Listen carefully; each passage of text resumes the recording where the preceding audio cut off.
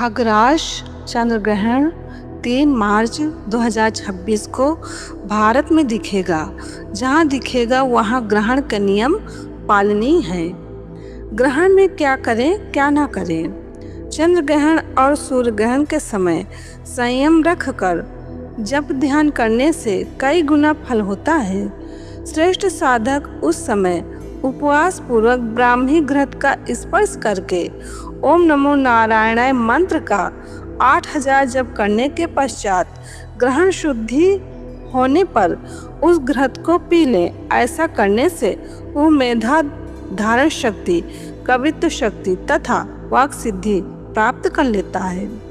सूर्य ग्रहण या चंद्र ग्रहण के समय भोजन करने वाला मनुष्य जितने अन्न के दाने खाता है उतने वर्षों तक अरुंधुत नरक में वास करता है।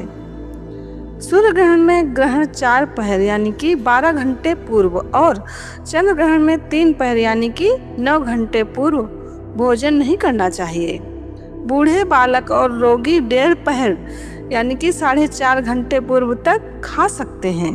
ग्रहण वेद के पहले जिन पदार्थों में कुश या तुलसी की पत्तियां डाल दी जाती हैं वे पदार्थ दूषित नहीं होते।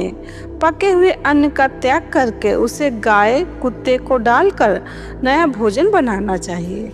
ग्रहण वेद के प्रारंभ में तिल या कुश मिश्रित जल का उपयोग भी अत्यंत आवश्यक परिस्थिति में ही करना चाहिए और ग्रहण शुरू होने से अंत तक अन्न या जल नहीं लेना चाहिए।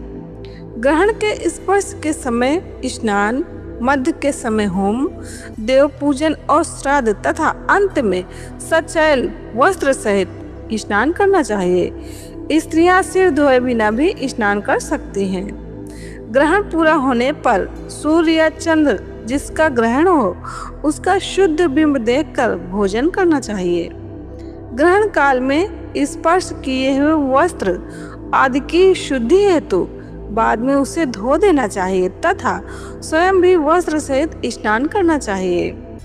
ग्रहण के स्नान में कोई मंत्र नहीं बोलना चाहिए। ग्रहण के स्नान में गर्म जल की अपेक्षा ठंडे जल में भी दूसरे के हाथ से निकाले हुए जल की अपेक्षा अपने हाथ से निकाले हुए की अपेक्षा जमीन में भरे हुए की अपेक्षा बहता हुआ, साधारण बहते हुए की अपेक्षा सरोवर की अपेक्षा नदी का, अन्य नदियों की अपेक्षा गंगा का और गंगा की अपेक्षा भी समुद्र का जल पवित्र माना जाता है। ग्रहण के समय गायों को घास, पक्षियों को अन्न, जरूरतमंदों को वस्त्र दान से अनेक गुना पुण्य प्राप्त होता है। ग्रहण के दिन पत्ते, तिनके, लकड़ी और फूल नहीं तोड़ने चाहिए। बाल तथा वस्त्र नहीं निचोड़ने चाहिए व दंत धामन नहीं करना चाहिए। ग्रहण के समय ताला खोलना, सोना, मलमूत्र का त्याग, मैथुन और भोजन ये सब कार्य वर्जित हैं। ग्रहण के समय कोई भी शुभ व नया कार्य शुरू नहीं करना चाहिए। ग्रहण के समय सोने से रोगी, लघु शंका करने से दरिद्र, मल त्यागने से कीड़ा, स्त्री पसंद करने से सुअर और उपटन लगाने से व्यक्ति कोढ़ी होता है। गर्भवती महिलाओं को ग्रहण के समय विशेष ध्यान रखना चाहिए। 3 दिन या 1 दिन उपवास करके स्नान दान आदि का ग्रहण में महाफल है, किंतु संतान युक्त गृहस्थ को ग्रहण और संक्रांति के दिन उपवास नहीं करना चाहिए। भगवान वेद व्यास जी ने परम हितकारी वचन कहे हैं। सामान्य दिन से चंद्र ग्रहण में किया गया पुण्य कर्म, जप, ध्यान, दान आदि 1 लाख गुना और सूर्य ग्रहण में 10 लाख गुना फलदायी होता है। यदि गंगा जल पास में हो तो चंद्र ग्रहण में 1 करोड़ गुना और सूर्य ग्रहण में 10 करोड़ गुना फलदायी होता है।